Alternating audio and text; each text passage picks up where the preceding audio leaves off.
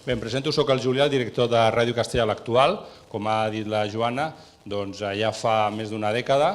No recordo ni per què, no sé si va ser random, però van aparèixer el que nosaltres a la ràdio, i aquí parlem una mica, anem a fer una mica d'autobombo, dels troians. No sé si ho sabeu, però a la ràdio es coneixem com els troians. A vegades és per bé, té sentit, però a vegades no tant, és a dir, aquesta doble condició de troià és potent. És que no se't posin al servei informàtic. Exacte.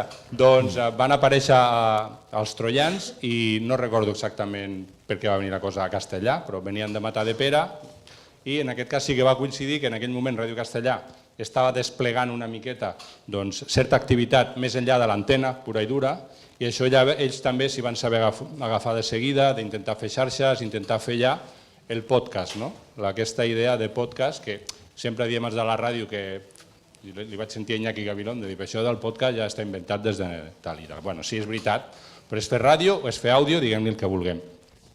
I amb aquesta idea de desplegar que teníem des de Ràdio Castellà, en aquest cas era sense la col·laboració de la xarxa, això no hagués estat possible, doncs aquesta llavor que es va plantar a Ràdio Castellà, com que ells ja s'estaven movent i tenien algunes ràdios del país que s'estaven ja emetent aquest programa amb una cosa una miqueta més d'estar per casa, més xancletera que podríem dir, des de la pròpia Ràdio Castellà i des del seu espai de podcast, doncs la xarxa, també en aquest sentit haig de donar les gràcies a la xarxa perquè van saber captar el talent que hi havia aquí, l'esforç que hi havia al darrere i va fer bola de neu. Llavors aquesta bola de neu tenim els troians situats en aquests rànquings ara de podcast, d'influencers, que jo al·lucino que hi hagi un programa d'història que estigueu en la categoria d'influencers de la cultura, de la llengua catalana, la cultura.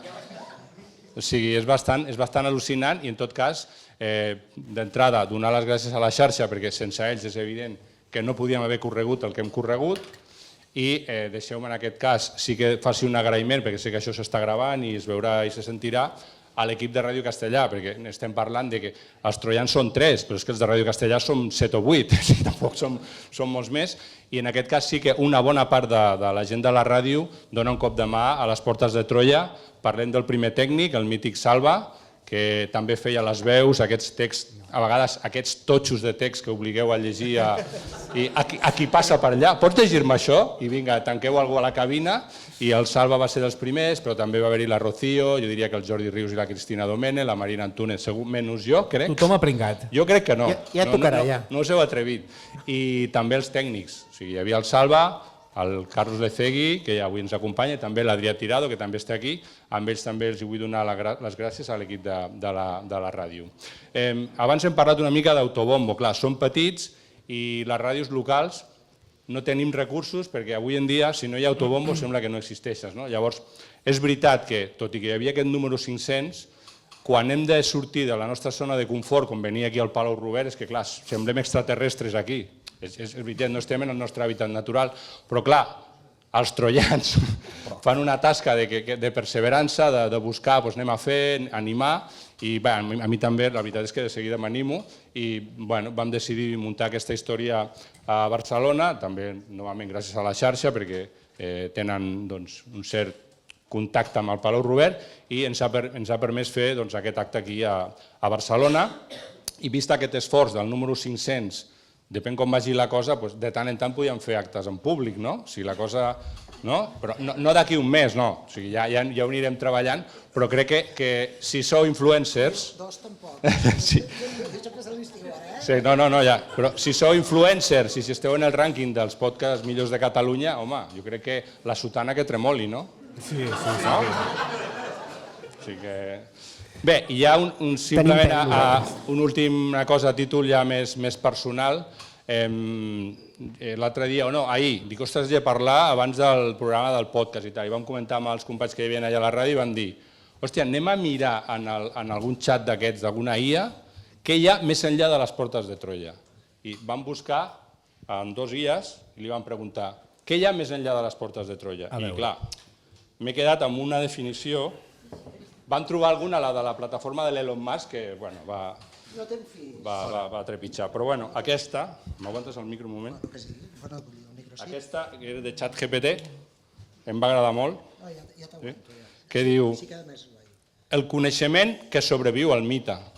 O sigui, més enllà de les portes de Troia, el coneixement que sobreviu al mite.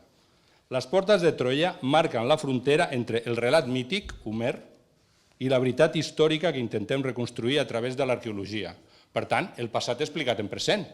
És que us vau avançar al ChatGPT. I sense intel·ligència artificial.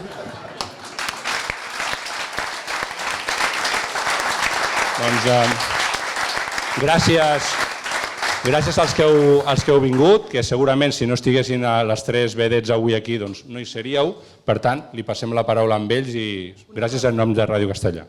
Una cosa, ara comenceu a parlar, ens dieu quan comenceu a gravar. A veure, quan comenceu a gravar hem de fer efectes sonors? Hem d'aplaudir, hem de... Ja ho direm, això. Sí? Hi ha alguna cosa preparada. Ara ho explicarem. Doncs va. Endavant. Vinga, gràcies. Gràcies, Julià.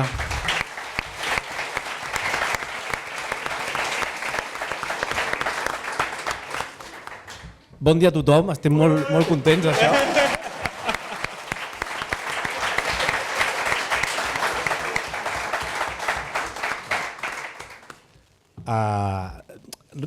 Realment, jo el que volia dir en aquest moment, abans de començar el programa, que d'aquí uns minutets començarem, és agrair que es pugui realitzar avui això aquí. La veritat és que, no sé, prop d'un centenar de persones en aquesta sala que l'estem omplint per celebrar que portem, doncs això, 10 anys, 12 fent el Portes de Troia.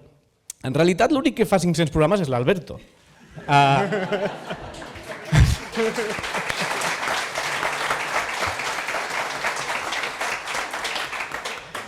Jo vaig començar al 67 i l'Albert al 200... 298.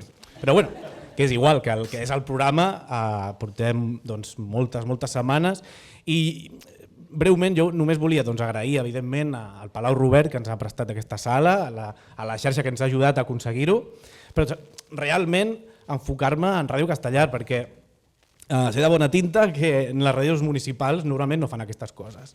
O poques ràdios municipals es presten a ajudar-nos com ens ho han fet ells. Nosaltres tenim les nostres feines, ja ho sabeu, som els tres profes, la nostra jornada completa i necessitem aquesta ajuda tècnica que la tenim cada setmana amb els tècnics, amb l'Adrià que està allà amagat, amb el Carlos que no se'n para, allà al final, amb molta més gent que ens ajuda a que sigui tan fàcil com que nosaltres arribem el divendres, que normalment és el dia que gravem, a vegades és uns altres dies, però normalment és el divendres, i que sigui tan fàcil com seure i fer el nostre paper de divulgar, d'interpretar, d'explicar de la millor manera possible, amb el nostre to, amb la nostra personalitat, però la seva tasca ens ajuda moltíssim perquè ens posen les músiques, ens fan les narracions, ens publiquen el podcast. Tot això és fonamental perquè ens treu tota aquesta història més tècnica que nosaltres no dominem ni tampoc podríem fer bé.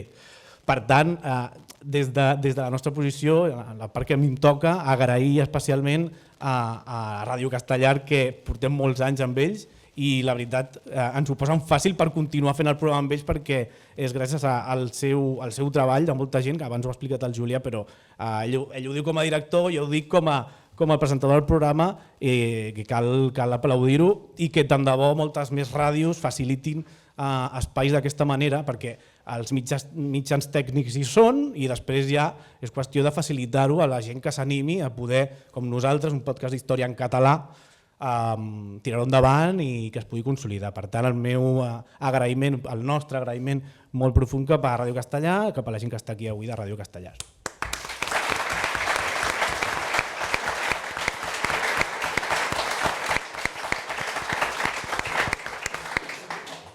A part dels agraïments a Ràdio Castellà, que òbviament són molt importants, i també a la xarxa més, a totes les ràdios locals que ens emeten. També és molt important agrair a la gent que ens segueix, a la gent que ens escolta i sobretot la gent que ha omplert la sala avui. És molt important per nosaltres, ja hagueu vingut perquè sou seguidors del programa i us agrada escoltar-nos o ja hagueu vingut obligats perquè ens estimeu molt. Així que moltes gràcies per ser aquí, ens fa moltíssima il·lusió a tots tres. A més, aquest any nosaltres cada estiu celebrem una paella troiana. Cuinem paelles, valorem, perquè hi ha certes persones d'aquesta taula que per ells una trobada social una part molt important és el menjar. més que la companyia a vegades, no passa res. I durant aquesta última paella troiana va sortir una idea que era un salt endavant, no? I aquest any ens hem intentat posar les piles amb unes quantes cosetes. El programa continua existint. El gran salt endavant. El gran salt endavant, el gran salt endavant. És que... Parafrasejant, no? Clar. Explica-ho bé. Ha estat un salt, no ha estat un gran salt endavant, però anem lents perquè, bueno, anem lluny, no? Perquè ens heu vist, com per anar ràpid. Però bueno, la idea que va sortir a la paella troiana després de fer la paella i les coses que van acompanyades d'una paella és que volíem tenir una mica més de presència a les xarxes, que suposo que ho hem anat aconseguint a poc, vull dir, som una mica analfabets de les xarxes socials i ens hi hem anat posant a poc i fem el que podem, també amb molta ajuda externa i també, com veieu, hem fet una imatge nova, hem creat una imatge nova, veníem d'un disseny de l'any 2000 i poc, feta amb una barreja de Word, Paint, d'acord? Que tenia la seva gràcia, tenia molta entitat i tothom en reconeixia per aquell logo, però li hem donat un toc, hem intentat anar una mica més enllà i li vam demanar a un company, en Jordi Coromines, que ens dissenyés un logo, tota una imatge corporativa, d'acord? Que òbviament no som una gran empresa, però ens agrada i la lluïm, com bé heu pogut veure, en els punts de llibre, en les samarretes, etc. I a part d'això em toca dir-vos també que ja que fem un acte aquí amb molt de públic, hem creat un hashtag per avui que si feu publicacions de xarxes, si feu fotografies ens podeu etiquetar, òbviament, @portes de Troia, i el hashtag és 500 portes de Troia. Vull dir que si ens voleu ajudar a fer una mica de rebombori a les xarxes, perfecte. I sobretot, l'Alberto després explicarà l'estructura de l'acte d'avui, quan acabem el programa no marxeu perquè ens agradaria fer-nos una foto tots juntets, d'acord? Així que moltes gràcies per ser aquí.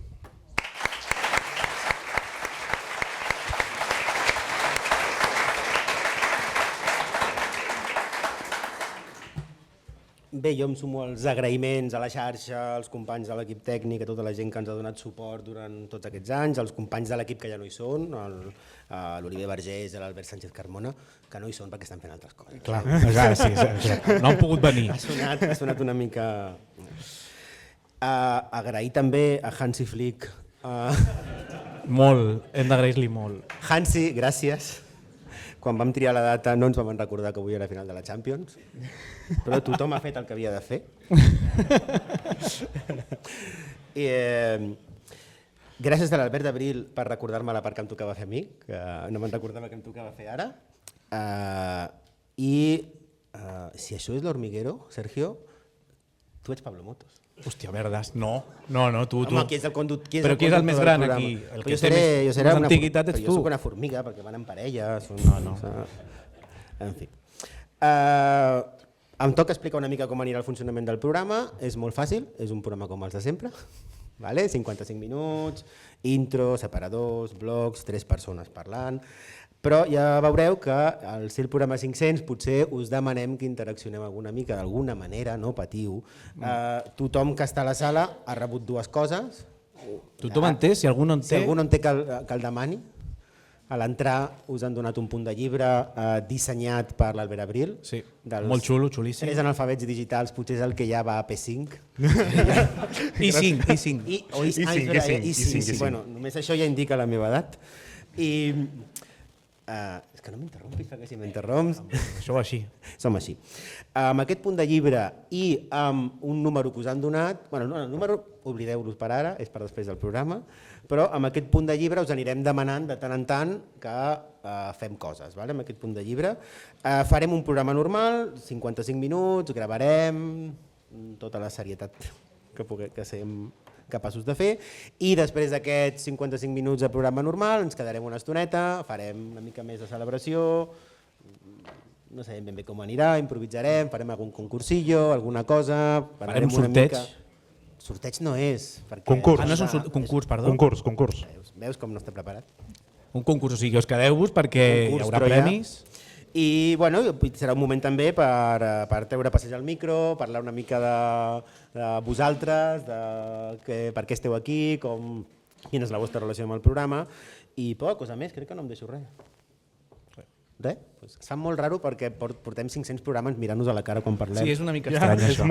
I ara de cop i volta aquesta complicitat no existeix i acabarem tortícolis, Amb la qual cosa indica que potser sí que no sóc una de les formigues, perquè elles giren el coll superbé. No, no ho ets, no ho ets. I tampoc tinc una persona a sota. Que sapiguem. L'últim cop que vaig mirar, no. Molt bé, doncs moltes gràcies a tothom per estar aquí avui amb nosaltres i d'aquí 3-4 minuts comencem la gravació del programa.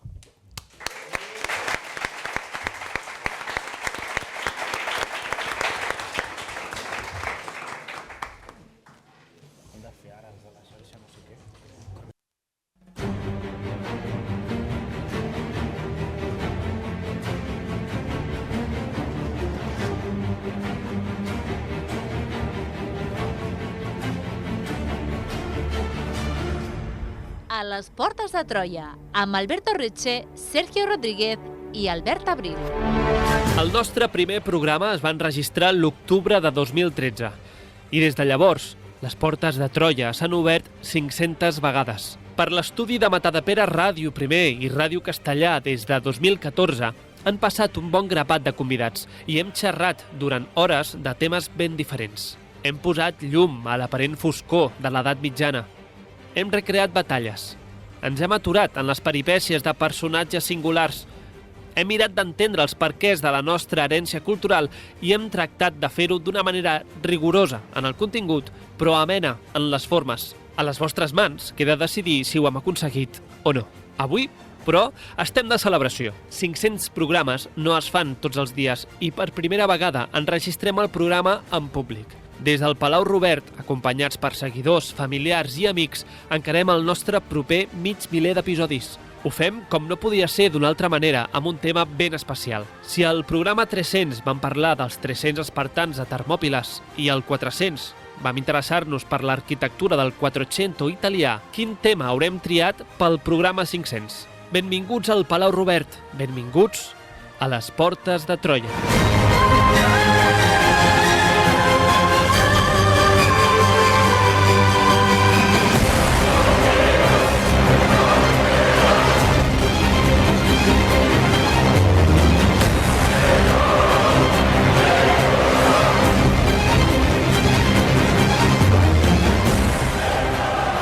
Benvinguts i benvingudes al programa 500 de les Portes de Troia, el programa de ràdio d'història de Ràdio Castellà i la xarxa. Avui des del Palau Robert, al vell mig del Passeig de Gràcia de Barcelona.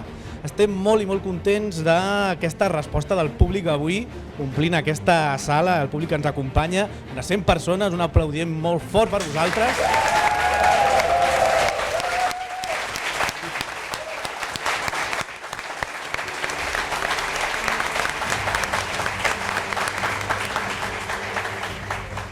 Programa 500, avui amb l'equip al complet, com no pot ser d'una altra manera, amb l'Alberto Reche, benvingut. Bones, què tal?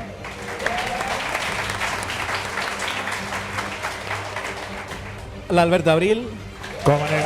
benvingut. I esclar, programa 500... I el Sergio I el Rodríguez. Sergio. Parla, mai em dic. Gràcies. Clar, hem mantingut el misteri, jo crec que l'hem guardat bé, no se sap encara quina és la temàtica del programa 500.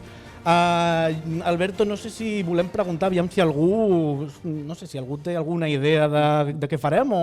Volem preguntar si algú té alguna idea de què farem? Algú vol comentar alguna... Audiodescripció, silenci incòmode.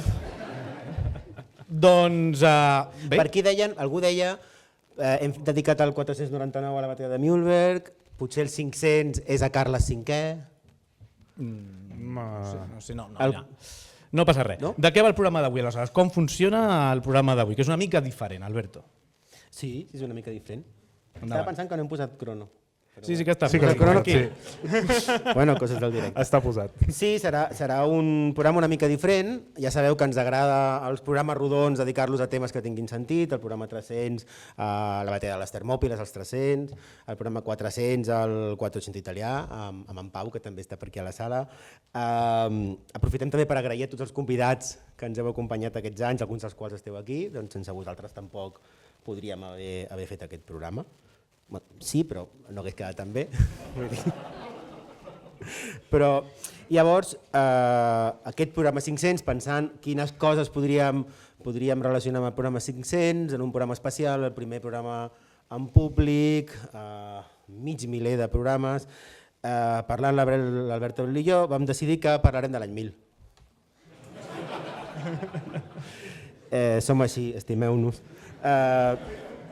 El gran salt endavant que ha suposat aquesta temporada és tan gran que el programa 500 el dedicarem a l'any 1000. Si arribem a l'any 1000 potser parlem de l'any 500, ja veurem, però ens feia gràcia, ja que estem de celebració i de números rodons, doncs dedicar a l'any 1000 al programa. Com veieu, l'any 1000 tria la teva aventura. Ara explicarem per què. Però, Alberto, només tenim 55 minuts i, Albert, i sembla un tema mega ampli. Com ho farem, això? A veure, com l'any 1000 al final és una excusa per parlar de finals d'un mil·lenni i començaments d'un altre. Vull dir, no parlarem només de l'any 1000. Llavors podríem parlar de moltíssimes coses. Podríem parlar de l'expansió escandinava o l'expansió vikinga.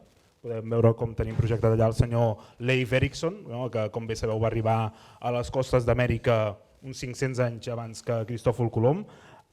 Podem parlar també de la primera croada, podríem parlar inclús de tota l'expansió de les dinasties normandes per gran part d'Europa.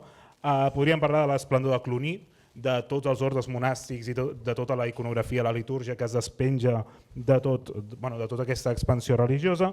Podríem parlar del califat de Còrdova, podríem parlar de l'imperi bizantí, de la gran ciutat de Bagdad, que en aquell moment viu un moment esplendorós i fantàstic. Podríem parlar de la coronació imperial d'Otó III, podríem parlar de moltíssimes coses. O som un programa en català, a la xarxa Més, Ràdio Castellà, ràdios locals, podríem escombrar una mica cap a casa i veure què passa a Catalunya en el 1000, els contes de Barcelona, Borrell II, el distanciament del Regne Franc, figures com Ermessenda de Carcassona, el Cister, el monestir de Sant Cugat, de Ripoll, de Sant Joan de les Abadeses, podríem parlar de moltes coses. Però no farem res de tot això.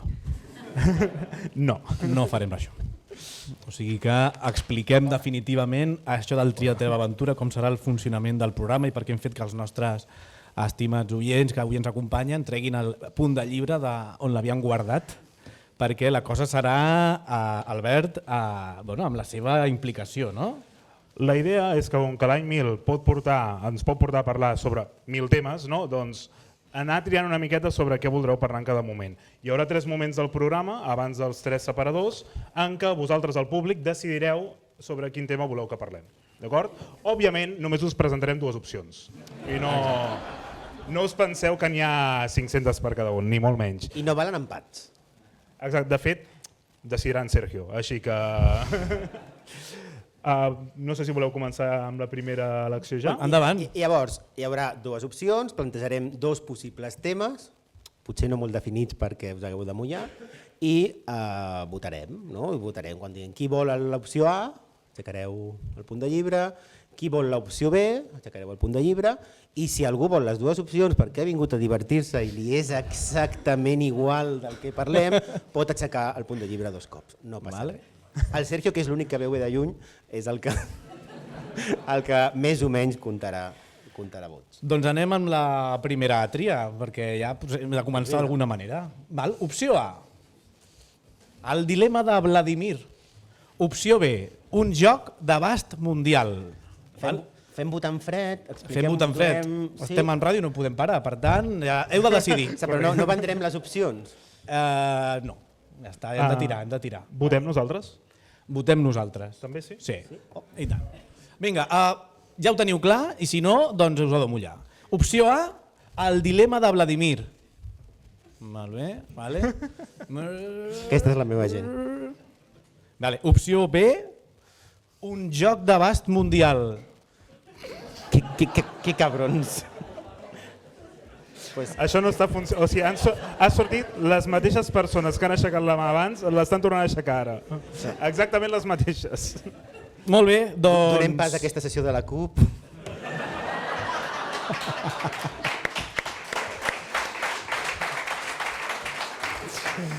Bé. Diguéssim, l'equip del programa hem decidit... El Sergio, que és el conductor del programa, és a dir, el Führer del programa... Home, literal. Sí, literal sí. Endavant. L'opció A, el dilema de Vladimir. Segueix-nos i interactua amb nosaltres a les xarxes socials d'Instagram, X i Blue Sky, @Portes de Troia. Escolta el podcast des d'iVoox, Spotify, Apple Podcast, YouTube i la xarxa més.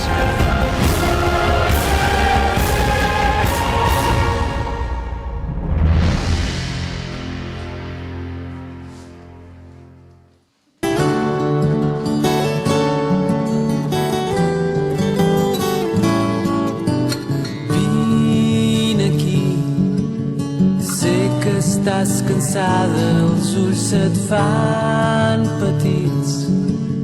Deixa'm abraçar-te tendrament i calla que és molt tard i ha arribat l'hora de dormir. Bona nit dels pets, bona nit dels pets. Clar, no podíem deixar passar l'ocasió de que esteu aquí amb nosaltres i sabem que molta gent juga, aviam, quina cançó ha triat l'Alberto, perquè intentem saber si algú s'anima aviam si algú té alguna idea de per què, si parlarem del dilema de Vladimir relacionat amb una cançó que es diu Bona nit. Que aixequi el braç algú que... Veig riures incòmodes a la sala. No? Ningú? El dilema de Vladimir... Sergio. Endavant, sí? Ui. La grada VIP. Endavant, aviam. Normalment els dilemes te'ls planteges quan vas a dormir. És bona? Ben tirat, és bona? Ben tirat. És Molt innocent. molt innocent. Val. Aquí tenim aquí darrere una persona que ha sigut convidada a les Portes de Troia, l'Ivan González, que va venir a fer un programa Però jo crec que si fa la molt saps, temps. digues la frase. Xeca't. El dilema de Vladimir, quina relació pot tenir amb una cançó dels Pets que es diu Bona nit? Hi ha una frase que ve de molt antic, coneguda pels grans experts, que diu el dilema de Vladimir, una paja i a dormir. Exacte, fort aplaudiment, fort aplaudiment. Es nota que és convidat. Efectivament és el nostre públic. Aquesta ment perversa genera aquestes relacions. A l'Albert Abril li va semblar bé. I ara remunta això, anda. Ara hem de començar la secció. Comencem amb Vladimir. Qui va ser Vladimir? El senyor Vladimir, com us podeu imaginar, és una persona de l'est. Sí? És un home que va néixer a l'any 980 i va morir el 1015, per tant ens va perfecte per al programa d'avui. I és un personatge d'aquells que jo penso que es mereixen una bona sèrie. Decidireu vosaltres de quin gènere, perquè és un tio una mica raro, però fixeu-vos que té una mica de xecs, no? De típic personatge amb un gran cos, no? Una gran evolució de personatge, també és un personatge rodonet, etc. Però, per exemple, per començar, no? Ell era fill d'un príncep viking i d'una concubina d'origen humil. Això ja ens dona un punt d'emoció a l'inici de la seva vida. Llavors, ell era de la dinastia ruríquida, que eren descendents de varecs. Bàsicament, en resum, eren els vikings que en comptes de navegar cap a l'oest, és a dir, d'anar cap a la Gran Bretanya, Islàndia, Groenlàndia, són els que van anar cap a l'est.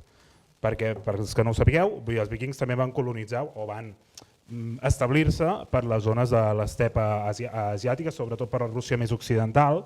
Doncs aquest era descendent d'aquestes dinasties. N'hem parlat moltíssims dels vikings. Vull dir, podríem fer una llista de programes, no cal, entreu a la Troiateca, busqueu per allà i ja està. Ell comença les seves aventures com un gran guerrer, tota vida vikinga, no? Tòpica i típica. Assassina el seu germà per fer-se amb el tron de la Rus de Kíev. La Rus de Kíev era un estat que abarcava més o menys una part de Rússia, Ucraïna i Bielorússia, i ens hem d'imaginar que era un estat centralitzat com els estats actuals, òbviament. Era més una confederació de clans, tribus, de cultura eslava, normanda, etc. I òbviament amb religions molt diverses, politeistes. I també una cosa que m'ha cridat l'atenció és que certa historiografia el coneix com el petit Calígula eslau. Això ja diu una miqueta per on poden anar els trets, però és un personatge que acaba sent canonitzat. O sigui, el converteixen en sant, acabarà sent Sant Vladimir el Gran. I òbviament aquesta secció es titula El dilema de Vladimir perquè al llarg de la seva vida haurà de prendre una gran decisió que afectarà a tota la Rus de Kíev. Doncs molt bon resum de la seva vida, però com bé has dit, això es tracta del dilema de Vladimir, no la vida de Vladimir, per tant, anem a entrar en aquest dilema que ens presentes. Bueno, pas a pas, vull dir, les coses poquet a poquet. Jo crec que val la pena també aturar-nos una mica en veure com era Vladimir abans d'enfrontar-se a aquest gran dilema. No? Ja us ho podeu imaginar una mica per la descripció que ha fet l'Albert. Era un personatge bastant intens, no? Amb una vida bastant complicada.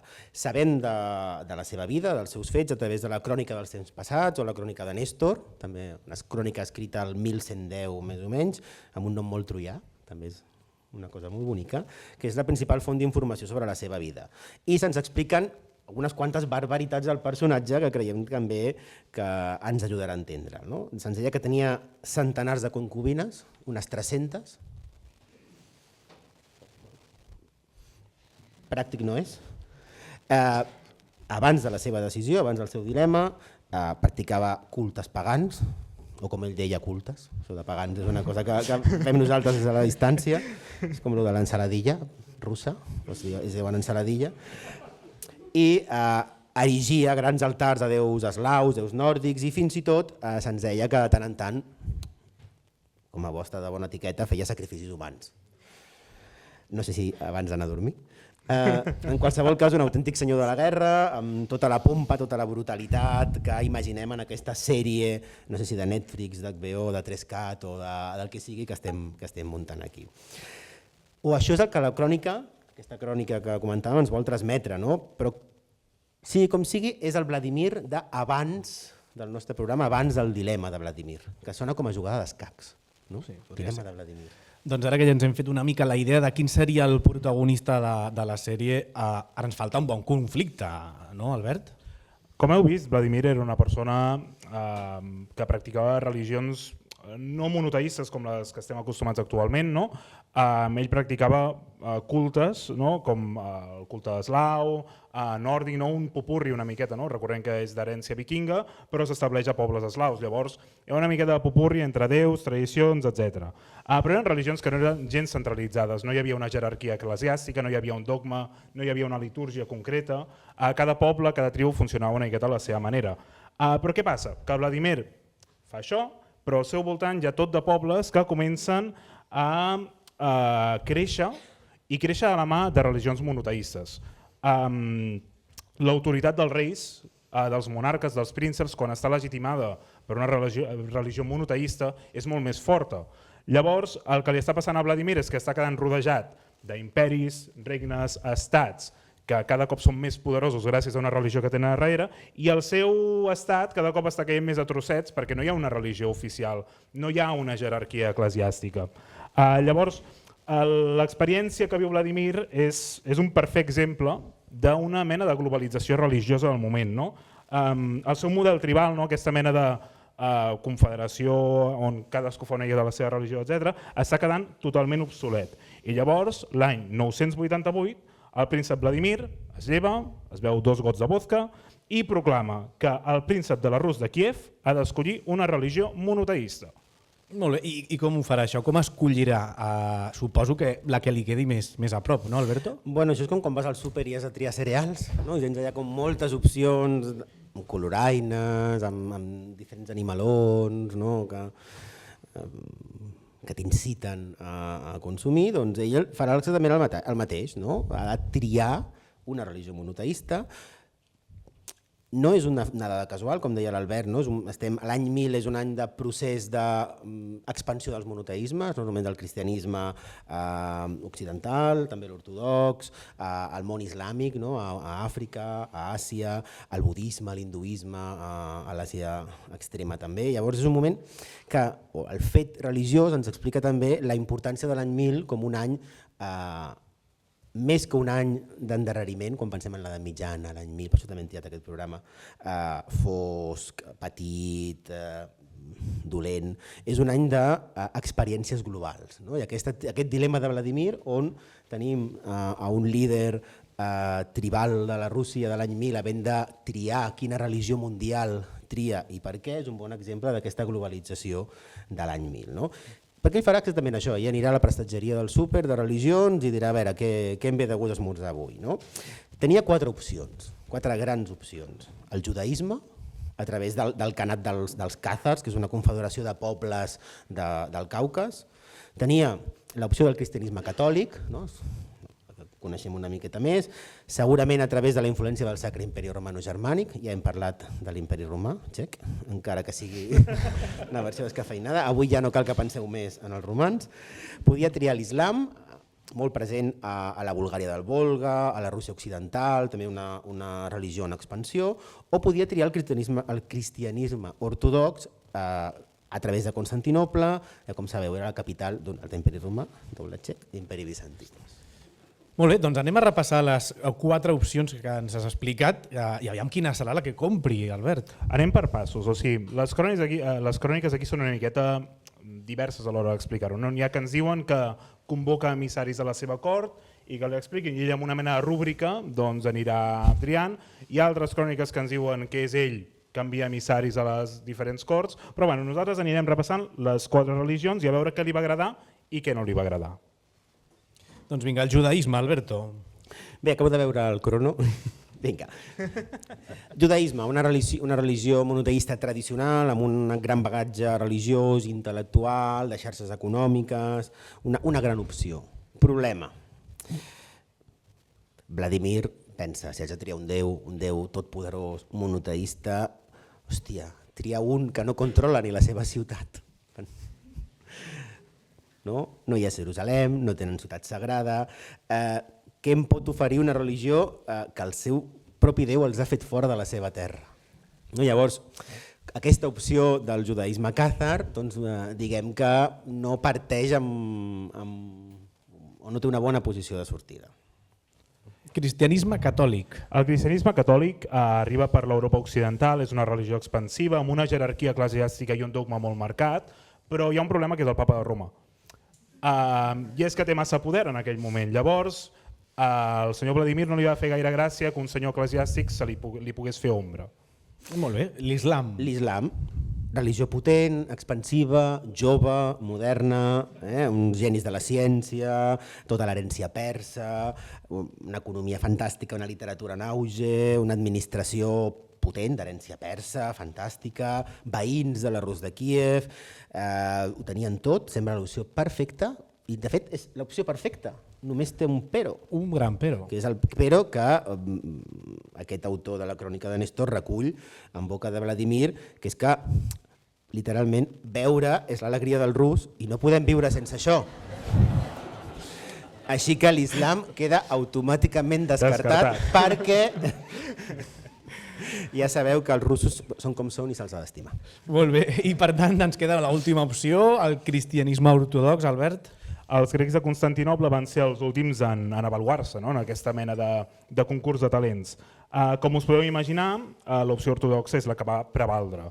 Vladimir es va decantar per l'opció ortodoxa. Se'ns explica que els ambaixadors de Vladimir van anar a Constantinople i van assistir a una missa que es feia a Santa Sofia, que si no hi heu estat és espectacular, i literalment quan tornen li diuen a Vladimir no, és que no sabíem si érem al cel o a la terra, no hi ha un espectacle més vell sobre la terra. Llavors, Vladimir amb aquests contes, amb aquestes explicacions, queda il·luminat de la bellesa i la potència litúrgica i iconogràfica de l'Església Ortodoxa. Tot això és maquíssim, molt maco, però realment va ser per la brillantor i els mosaics o hi ha motius més profuns, més de pes? Òbviament els mosaics són molt macos, però hi ha motius de pes, o sigui, quan tu tries una religió no estàs escollint perquè és maca o perquè és lletja. Vladimir escull aquesta religió perquè té una jerarquia eclesiàstica molt forta que li donarà suport i legitimitat. A més, és una religió amb unes recompenses diplomàtiques perfectes. Gràcies a convertir-se al cristianisme ortodox pot firmar una aliança molt forta amb l'imperi bizantí, casant-se precisament amb la germana de l'emperador. I en termes moderns podríem dir que no va escollir una religió per fe, sinó que va escollir aquesta religió per instaurar un model d'estat. Va ser una decisió política i, si volguéssim, també geoestratègica. Vull dir, estava escollint una opció perquè el seu imperi s'enfortís. Molt bé, i ara què? Un cop escollida la religió, què passa amb Vladimir i la Rus de Kíev, Alberto? Té feina, perquè ja hem vist que portava una vida borbònica, podríem dir, i un cop Vladimir és batejat, ha de destruir totes aquestes estàtues tan boniques als déus pagans, ha d'expulsar les concubines, que això és una estona. No sé si va expulsar 300 o 299, això ja no ho sabem, construeix esglésies, escoles, hospitals, reparteix aliment als pobres, l'almoina, i fa una cosa també important, que és el primer codi legal eslau, no? Ja que et poses, ja que organitzes, doncs també fas un codi legal.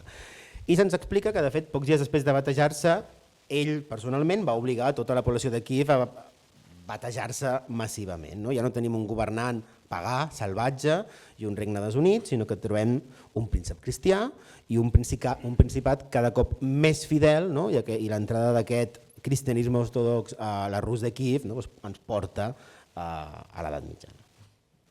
Un dilema, no? Aquesta gran decisió que va prendre Vladimir als voltants de l'any 1000 ens transporta cap a l'actualitat, perquè arran d'aquesta decisió actualment Rússia està pintada d'esglésies ortodoxes de colors molt diversos, com per exemple la catedral de Sant Basili de la plaça Roja de Moscou, que segur que tothom la té en ment, però també aprofito per fer un paral·lelisme, no? Ja que avui, 1000 anys després, un altre Vladimir també governa Rússia i fa servir el cristianisme ortodox també per projectar el seu poder. No és el mateix context ni és la mateixa església, l'església tampoc té el mateix paper, però els usos simbòlics i polítics de la religió semblen més vius que mai. El Vladimir del 988 batejava la Rus de Kíev, el Vladimir del 2025 s'apropia d'aquell bateig per justificar una idea, no? Que un imperi rus ha de tornar a renéixer. I una miqueta seria aquest recorregut. El que no sabem si Vladimir I muntava nos també i es feia fotos sense samarreta. Clar, arribats a aquest punt hem acabat aquesta primera píndola del dilema de Vladimir i jo he estat molt nerviós perquè anàvem aixecant el cap i allà tenim, si et pots aixecar l'Antonio Contreras, sisplau. L'Antonio Contreras, un aplaudiment per ell, sisplau.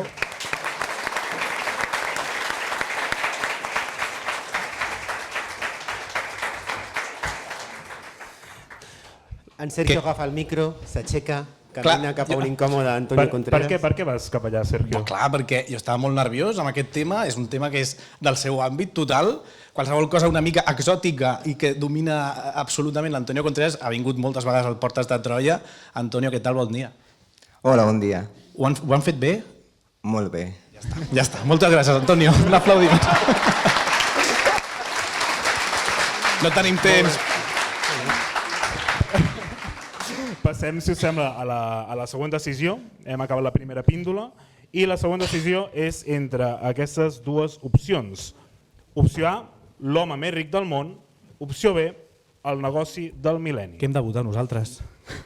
El que vulguis. Hermano, però no influeixis a pregunto. les bases. Aviam, doncs, estem pensant... Vinga. Opció A, l'home més ric del món. No ens interessa molt. Hi ha gent que va... Ai... No, val. Estàs comptant realment, Sí. Opció B, el negoci del mil·lenni. Hòstia, vale, no hi ha... pel negoci del mil·lenni. No hi ha res a dir, el negoci del mil·lenni. Endavant. A les Portes de Troia, el passat explicat en present. Descobreix tots els continguts del programa al nostre lloc web www.portesdetroia.cat.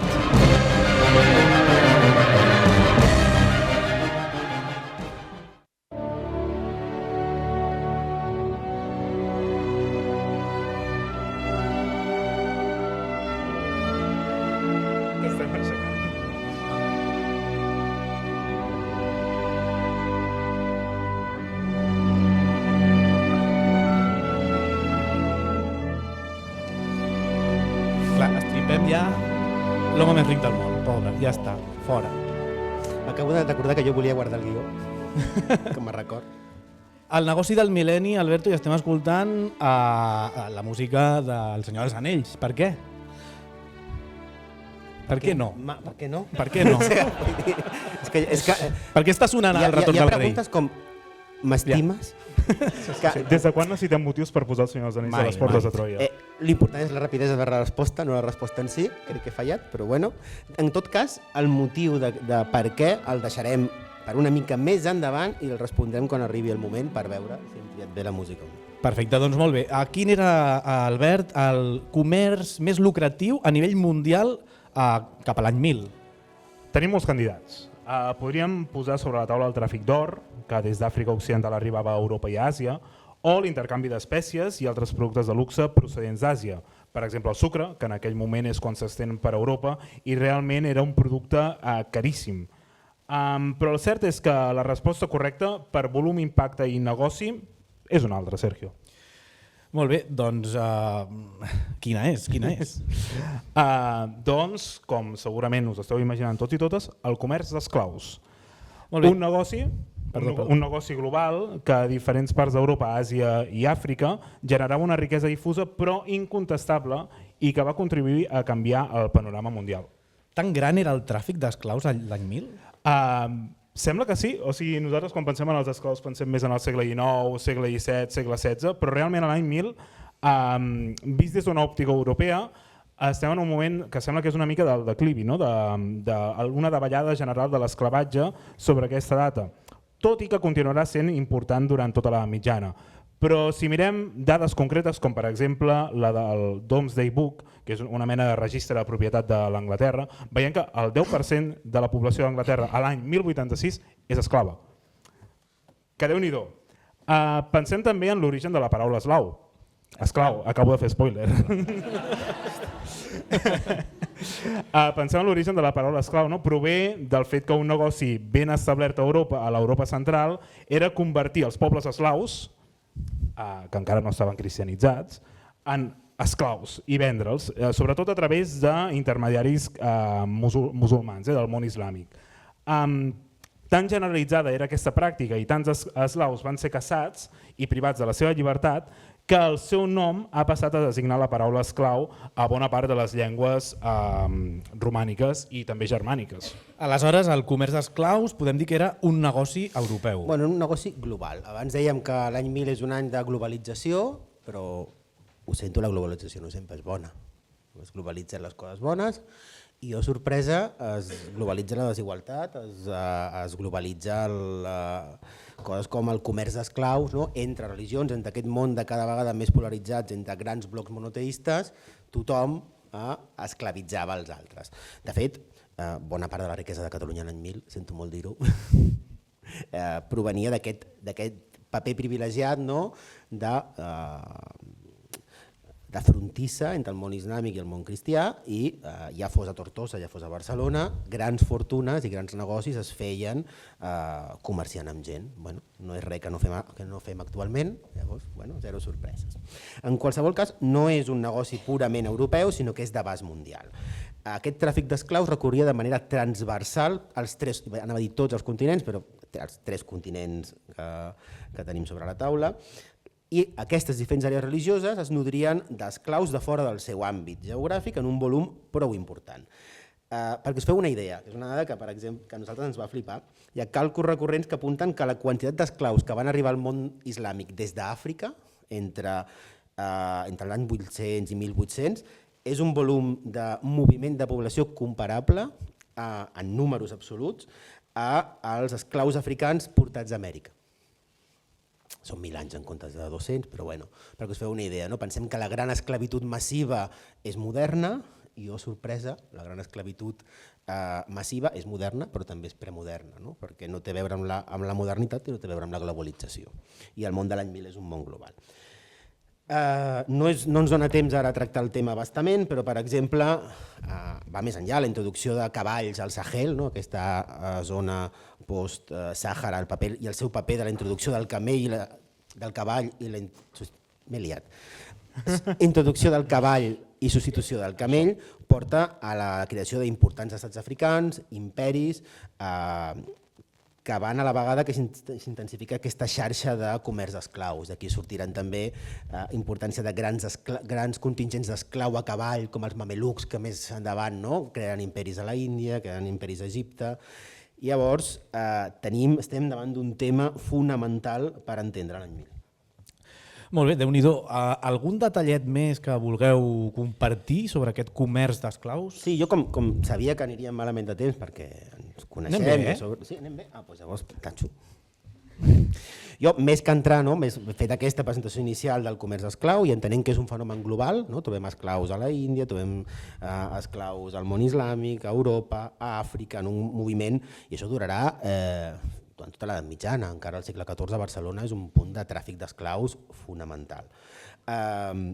Jo volia parlar-vos d'una anècdota en concret que és ben indicativa d'aquest fet i que jo crec que podem aterrar, anem al fang. Jo us parlaré d'una història segurament fictícia, però molt indicativa del que hem parlat en aquests minutets. Està explicada en un recull de contes de mariners musulmans, perses, del segle X. Penseu una mica al món de Simbat el marí, tota aquesta gent.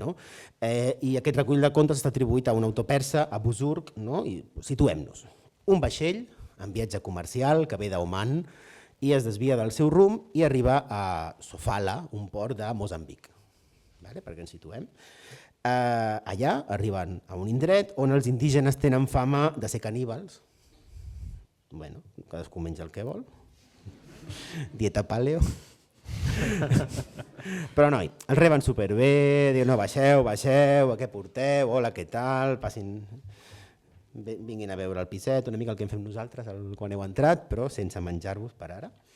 I el propi reietó de la zona els deixa començar lliurement. No, passeu, descarregueu el vaixell, canviem i tal, no us cobraré cap impost, cap taxa, res, amigo, beer, ¿sabes? I tot bien. Fins que els comercials ja diuen hem fet el negoci de la nostra vida, ens han tratat superbé, una oportunitat de negoci total, agraïm a aquesta gent la bona rebuda, tot i ser caníbals, que ens han fet.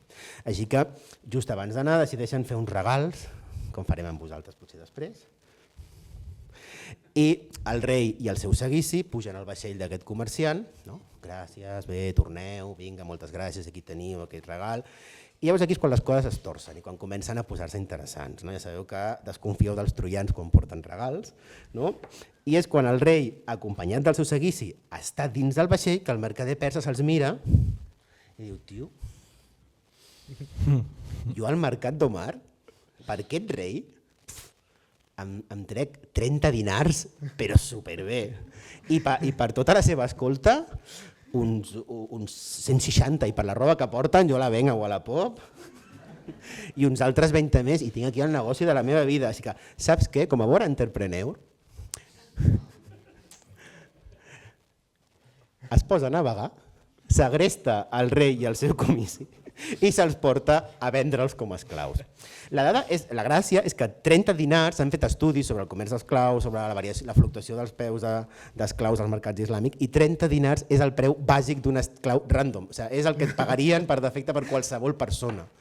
I aquest paio ha decidit segrestar a tot un rei i a la seva guàrdia d'honor per treure's, saps, el que es trauria per qualsevol persona random, només per la simple avarícia, per la simple objectificació dels esclaus i de fer negoci. I això ja ens explica una mica com va el tema. I aquí acaba la història. Bueno, si acabés la història aquí seria graciosa, però no aniria més. Pantalla en negre, saltem uns anys, mateix mercader, torna a fer un viatge per la zona, diu, la primera vegada va anar bé, què podria fallar? Què podria fallar? Llavors, es torna a presentar, desembarca a Sofala, li diuen, sí, ara ve el rei, tranquil, comercieu, no sé què, li porten el rei i tatxant, es troba el mateix tio que havia segrestat anys abans. El rei caníbal, el que tu has segrestat, dient-li, puja al meu vaixell que t'agrairé. Clar, ja ha begut oli. Doncs no. El rep, home, què tal, amic, home, quant de temps, fa que no veniu, passeu, vinga, tornem a veure el piset, tornem a comercial, què necessiteu, i tal. El mercader diu, però bueno, aquí què està passant? És un germà bessó, estic en un videojoc i això està tornant a... Bueno, llavors, explica'm la teva història, explica'm el retorn del rei, no? I allà, explica, tu em vas segrestar, em vas portar fins a Oman, em vas vendre per 30 miserables dinars, d'allà em van vendre a Bassora i des d'allà em van tornar a vendre i vaig acabar a Bagdad, la capital mundial en aquest moment. Allà el seu amo l'ensenya àrab, aprèn el Corà, estudia estudis corànics, aprèn, es modernitza i un bon dia s'acaba fugant camuflat amb uns peregrins que van a la Meca, fixeu-vos com ens estem movent, com aquest món globalitzat de l'any 1000, i de la Meca al Cairo, del Cairo agafa el Nil cap a mano derecha i torna a arribar a Moçambic, al teu regne, i resulta, i això estem en un conte i per tant tot acaba bé, que ningú, els indígenes, ningú havia decidit reclamar el tron o jo què sé, i va robar ja com Chala, hijo de Chaca, va dir, pues aquí estic jo, sujétame el cubata, Dios Pantera i una altra vegada rei, aquí no ha passat res, no? Llavors el mercader persa diu, bueno, ara ve quan em mengen. I Jun ja està enfadat, el rei li perdona al capità, li diu no passa res, continuem comerciant, vine sempre que vulguis, torna a portar els teus amics, això que em portes m'encanta, no? Xarxes comercials, globalització, any 1000, podeu venir a comerciar sempre que vulgueu, no us posarem arancels, pren nota, no posarem impostos, podeu venir sempre que vulgueu, i s'han de tornar a acomiadar, i en aquest moment el rei fa la frase perfecta amb la que tancaré la meva secció, que li diu, sento molt no poder pujar al teu vaixell i aquest cop m'acomiado des de terra.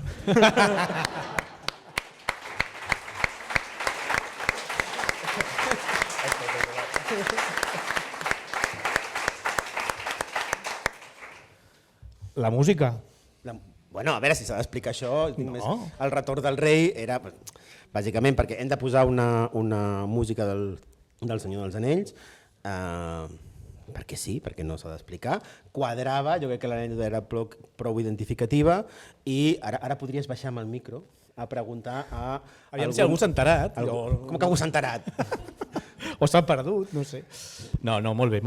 Interessantíssim. Em sembla que ja ens queden encara 15 minutets de programa per fer l'última de les ties d'avui. A veure, Sergio, com les diferències? La fi del món, opció A. Molt bé. Opció B, la fi del món? Anem pensant. Què? Tu per quina et decantaries? Per quina us decantaríeu? Vam pensar posar el fi del món, la fi del món, però és incorrecte. I vam dir que no, vam tenir dubtes, però si ningú ens diu en català correcte s'ha de dir. Doncs molt bé, doncs que decideixin ells. Jo per mi, home, acabar amb una pregunta sempre és guai, però trieu vosaltres, no volem condicionar. Justament en aquesta tria és impossible maquillar-ho, no patiu, són dos temes amb un títol superdiferent. Albert Abril, no sé si tu et decantes per alguna. A mi la pregunta em sembla interessant. Obre promeses de futurs programes, Alberto. Doncs a les vostres mans. Opció A. Qui vota l'opció A? Vinga, ja valents. Molt bé. Em sembla que s'ha venut més. Opció B. S'ha venut molt més. Molt bé. Merda, que jo volia l'altra. Doncs anem amb l'opció B.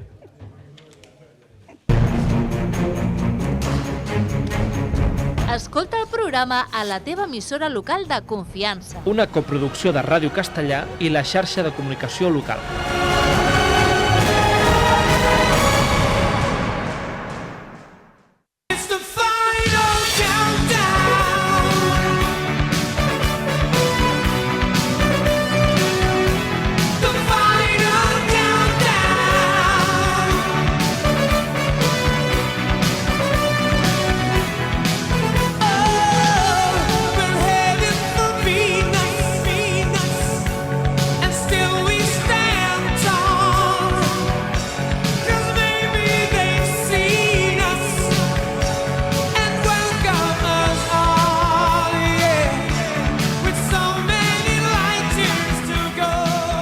Doncs recta final d'aquest programa 500 amb tots vosaltres, al Palau Robert, amb un últim tema sobre la taula, la fi del món.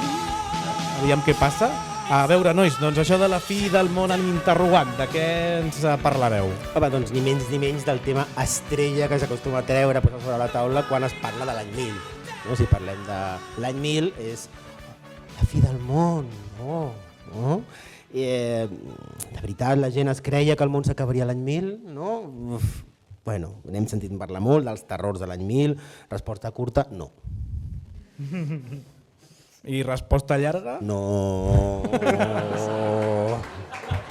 Que no. Vale, entesos. Desenvolupem una miqueta això, va. Bé, bàsicament, el que suposo que ja sospiteu, no?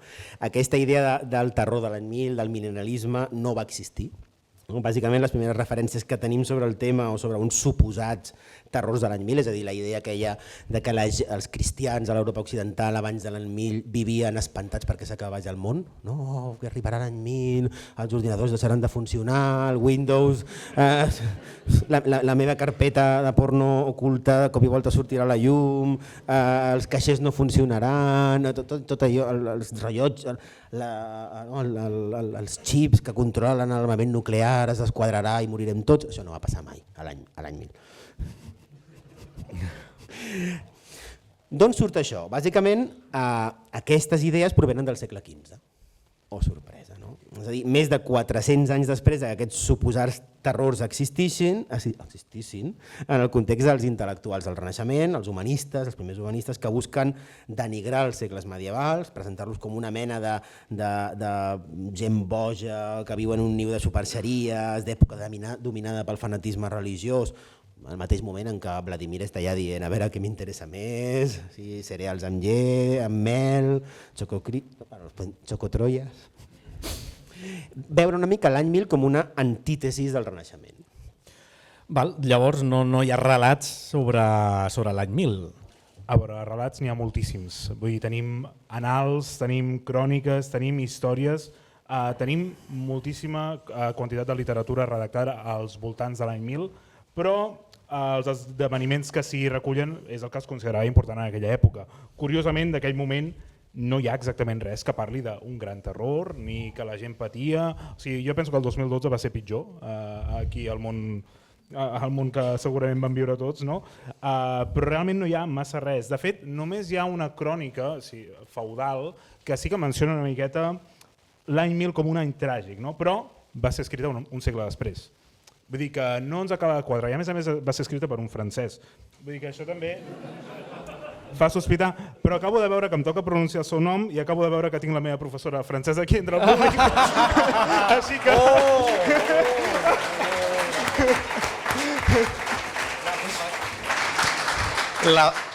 La profe de francès, qui és? Hola. Com et dius? Magda. Magda, molt bé. Endavant. Tu el que faràs serà la pronunciació i doncs li pots ficar un assoliment, No, que aixequi el punt de llibre. AS, assoliment satisfactori, assoliment notable o assoliment excel·lent, val? Vinga, ara amb les modes de les notes d'ara. Endavant. Res del 0 al 10, catalanitzaré el nom i el cognom l'intentaré. Sagibert de Gembloux. Home, assoliment excel·lent. Un aplaudiment, per favor.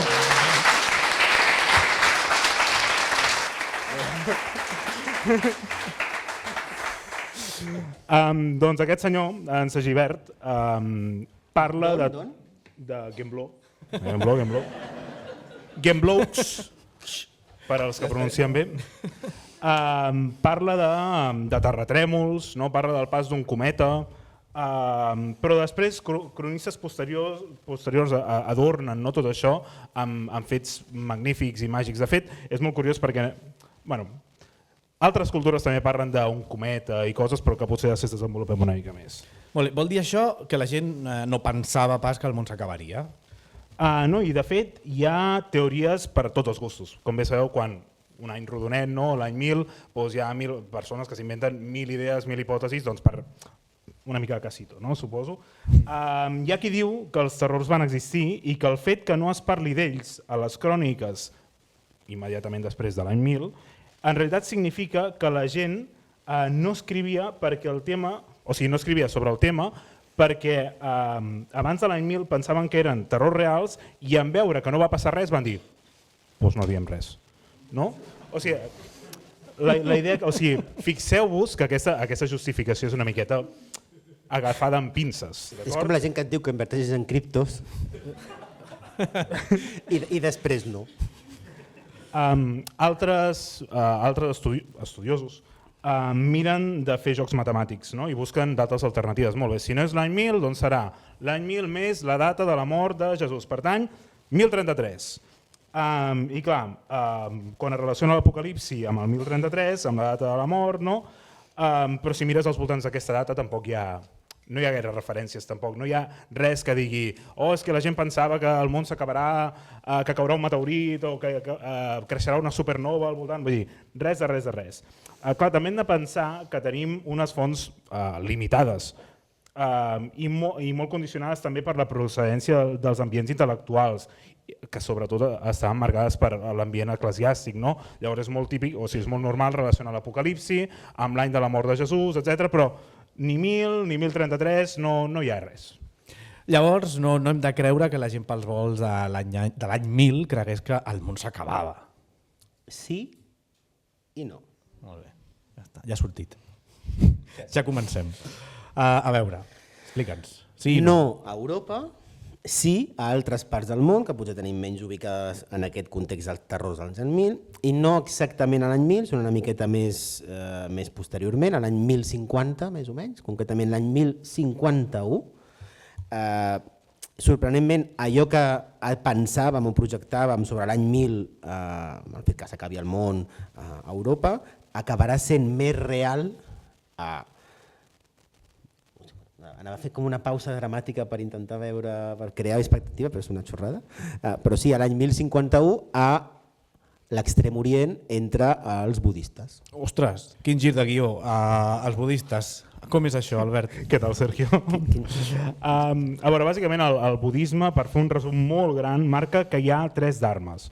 El verdader, que comprenia els 1000 primers anys posteriors a la mort de Buda, en els que els seguidors van interioritzar les seves ensenyances. Després vindrien 1000 anys més del Dharma aparent, on els homes tindrien accés a una versió, diguem-ne, descafeinada dels ensenyaments i de les lliçons de Buda.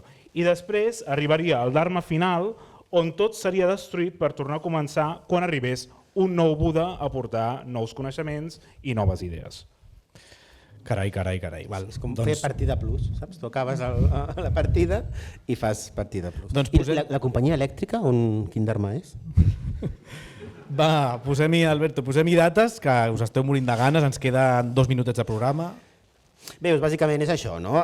Segons els càlculs fets per la dinastia Liao, perquè us feu una idea, és la dinastia no xinesa, formen part dels Khitans, un grup d'Asia Central, que governen al nord de la Xina.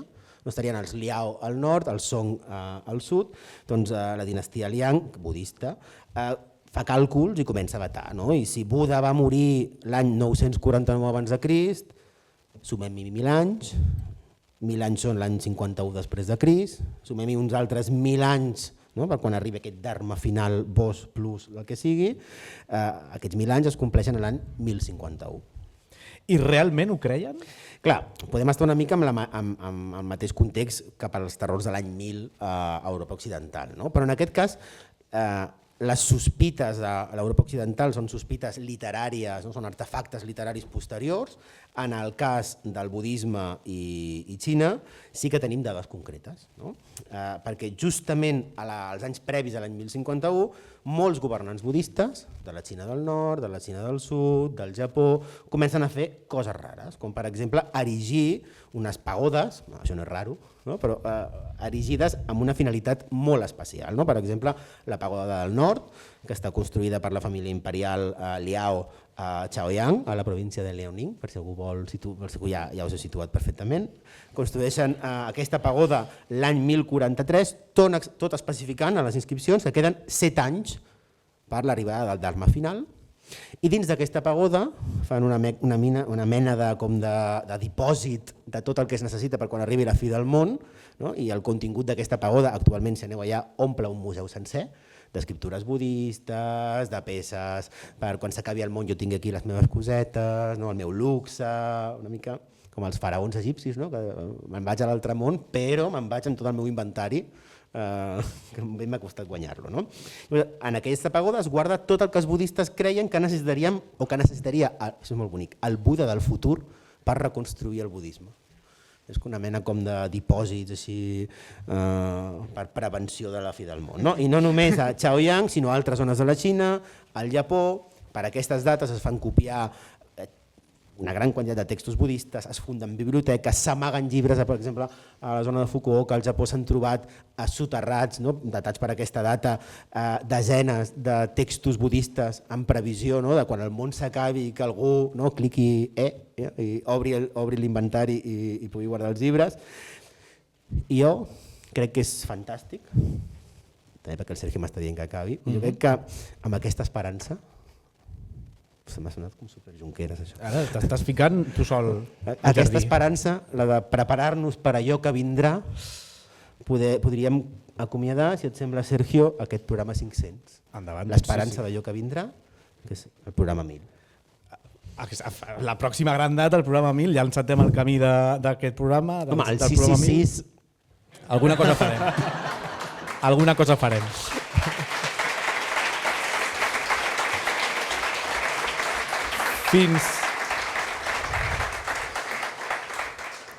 Fins aquí el programa Troia 500. Moltes gràcies, Alberto Reche. A tu.